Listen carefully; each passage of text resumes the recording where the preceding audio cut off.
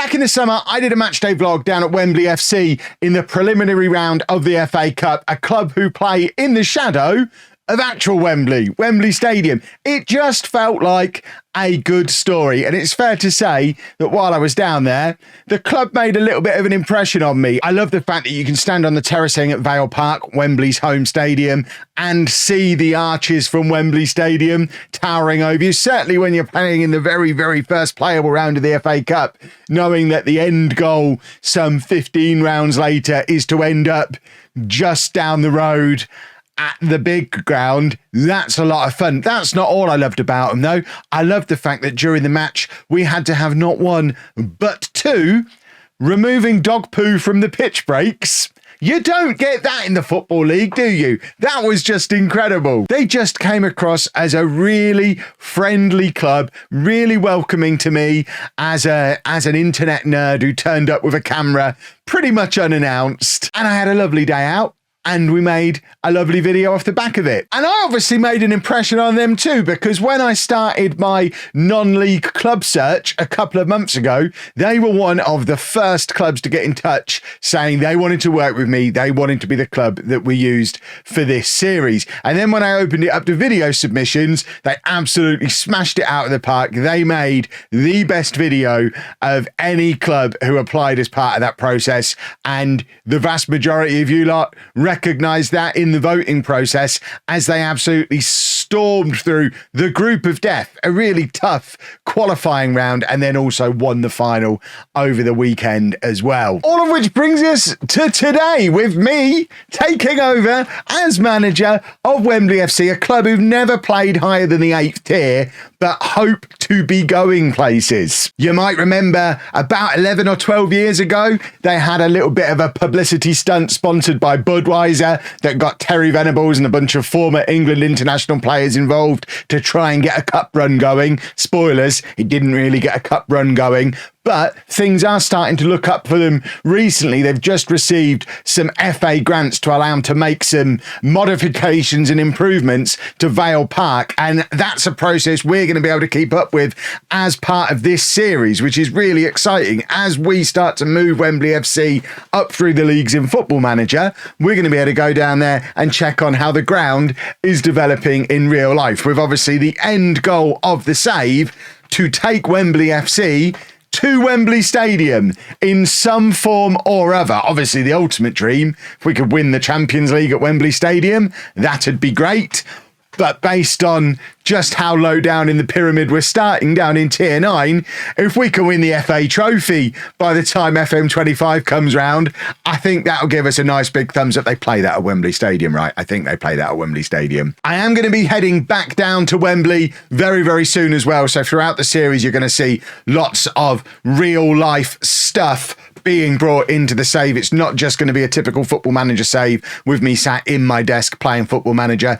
I am going to be going down there a lot and sharing some behind the scenes stuff with you as we look to work with the club throughout the series. We're going to have a special LOLLUJO edition replica shirt as well, which will be available soon. It's still in the design process, but as soon as it's ready, obviously you'll be the first to know, and the proceeds from that will be split with Wembley FC as well. So we'll be throwing some cash their way, as well as hopefully throwing some exposure their way and building some new Wembley FC fans along the process. Let's grow this football club together and march up through the football leagues, not just in Football Manager, but in real life too. Wouldn't that be a lovely story? So if you are excited for the new save, please make sure you leave a nice big thumbs up on this video. If we can get to 5,000 likes on the video, then I'll do you a bonus episode over the weekend. We're normally only Monday to Friday, but we'll throw you an extra episode in this week. Why not? 5,000 likes on this video.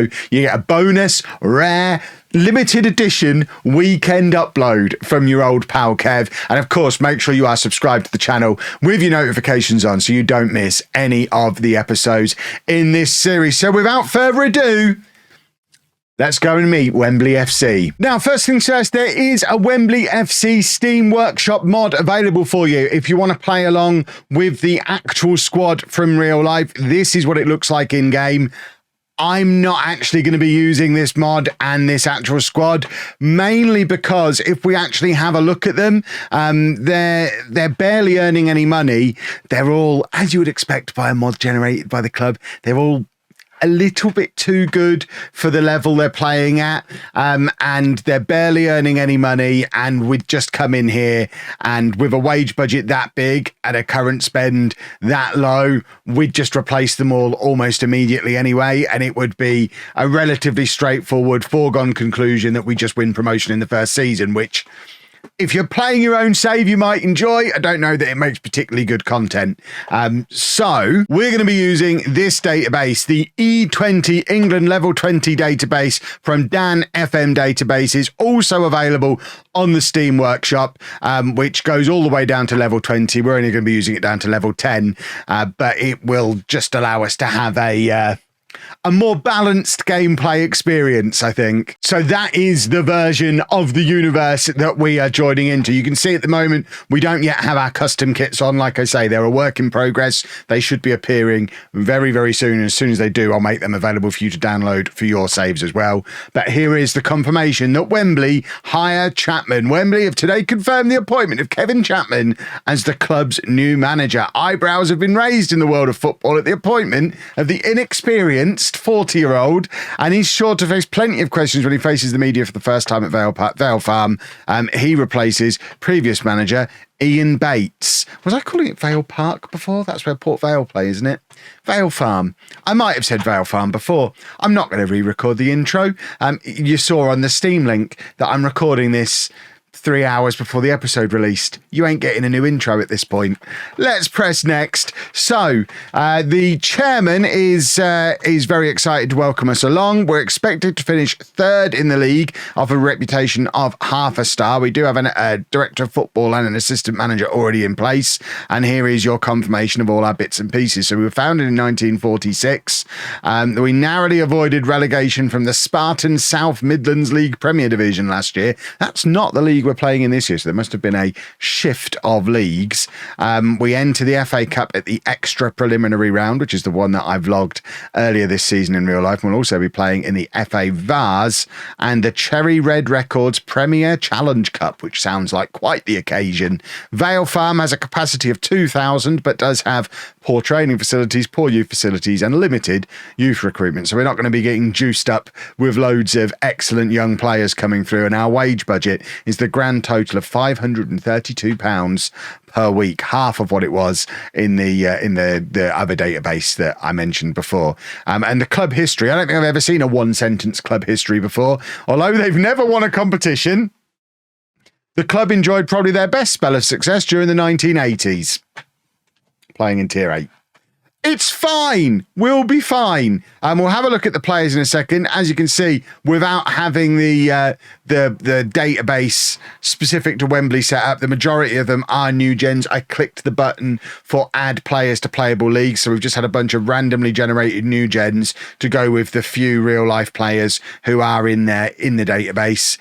But by doing it this way, it does mean that we don't have loads of spare wage budget, and we have players who are appropriately leveled for the level that we're playing at, so we're not going to get that super unfair boost at the start that would allow us to just romp through the leagues. So that being said, the club vision is for us to strive to make progress on and off the pitch whilst working within the wage budget, and this season they want us to reach the playoffs in the Combined Counties League Premier North whilst being competitive in everything else that we play in. That all seems fine. They've given me a 1-year contract, and let's go meet the team, I guess. So this is the squad that we are starting things off with. The two players who have come through from real life who were in the database are these two: Charlie Whelands, the first choice goalkeeper, and also Emmanuel Obamakinwa, who's actually wanted by a couple of clubs already, and looks like he's probably our best player.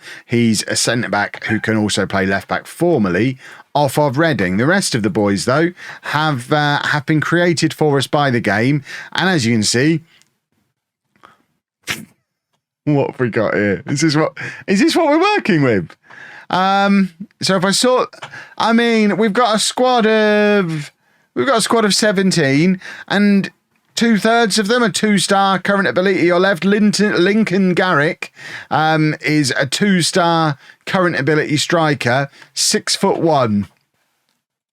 He's one of our best one of our better players. He's certainly someone who you'd expect to start. That's alarming. It looks like our best players are actually youth players. So we've got 3 16-year-olds there who we're definitely going to be looking to keep an eye on. Dom Pierce, who's a 16-year-old attacking midfielder, 4 stars of current ability, 5 stars of potential. That's quite nice.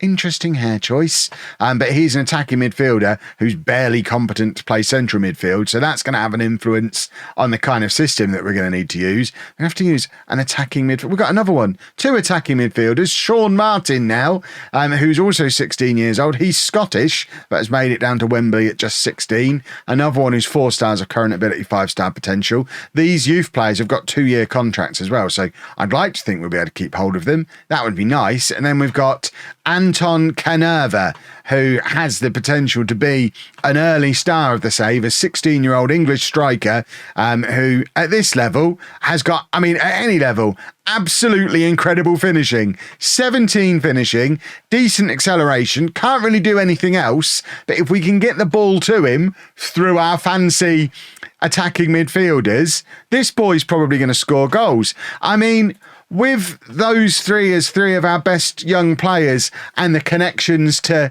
Terry Venables being mentioned previously, I mean, this is crying out for a Christmas tree, isn't it?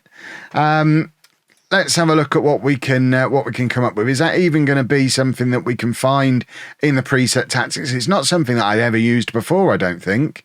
Let's just start from this and change it. So what I'm thinking is, we have the 2 attacking midfielders in behind the striker, and we do that kind of shape, because then you put these 2 in. So we have one on one side, and then the other one on the other side, if I can learn the buttons, and then him up front. And that's your attack, all 16 years old. Getting the best out of all 3 of them, you would think, and then worry about the rest of the team further back. Not sure how excited I am about starting a new tactic that I've never used before at the start of a save with a team that is clearly not very good, but there's just not a lot else here, is there? It is a little bit harsh on Josh Hamilton, who is a left winger, although to be fair, also a natural attacking midfielder. We don't really have any natural out-and-out width. I think that's a decision made. We're going to be using a Christmas tree formation. It's a beautiful thing. And seeing how we can get on. What do the media actually think of us? The media think we're going to finish 7th. Do we have anyone in the Dream 11? We have 1 player in the Dream 11. It is Emmanuel Obama-Kinwa, who might not even be here because he's other clubs are interested in him, and he's on a non-contract, so he can literally just walk out the door. So that wouldn't be ideal, but he is one of the best players in the division. So if we can keep hold of him, that would be great. This is what I was talking about with the finances as well. We've actually got first window transfers disabled, so he can't leave immediately, but can leave. Oh, I don't think he can.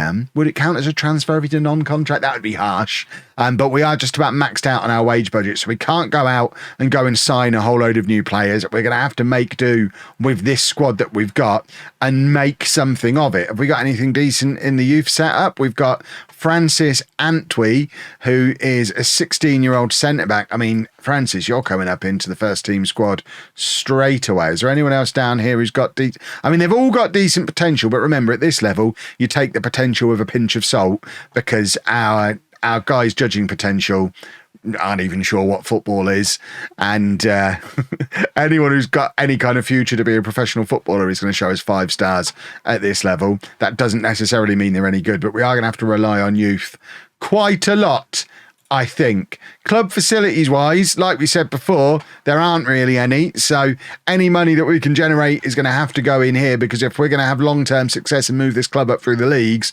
all of this is going to need massive improvement going forward. We're going to need a bigger stadium with better facilities, better coaching, better facilities, better youth setup, and that's all going to be very, very expensive. There is no money to do that with. Is there even enough money to send me on a coaching course? Because this is my profile. I'm nothing special, am I? I tick the boxes to match me up to the club that we were managing. So I'm a Sunday League footballer with a National A licence, who's quite the disciplinarian, apparently. But can I do a coaching badge? It'll probably cost us our entire bank balance to do it, but you got to ask, haven't you? And this is... I'm excited at the prospect of using a tactic I've not used before. I also like the fact that we're doing a testimonial for our former manager, despite the fact that he's just left. Ian Bates was at the club from 1997, played over 600 games for the club, has been the manager. I mean, he was the manager in that documentary that I pulled the Terry Venables clips out of. So he's been the manager for 10 plus years as well. And, we've given him the heave-ho to start a new project, but we are giving him a testimonial that clearly I've arranged because it's against one of my former non-League to Legends starting clubs, Peterborough Sports. I suspect they're going to absolutely batter us, but it'll be fun anyway. We'll have a fun time, but that's the squad and that's the plan. I'm going to get my tracksuit on and do some pre-season coaching and get these friendlies played. And when we're back for tomorrow's episode, we'll be playing our first couple of matches in the Combined Counties League that, remember, we do need to be reasonably competitive with. The board are looking for us to get playoffs first season, despite the fact we struggled last year, which does seem a little unfair. Remember as well, folks, if you want a bonus episode at the end of the week, over the weekend, please make sure... like the video, 5,000 likes, we'll get you a bonus episode as well. But if you are excited for the series, like it anyway. Subscribe to the channel to make sure you don't miss out on any of the future episodes. And thank you very much for watching.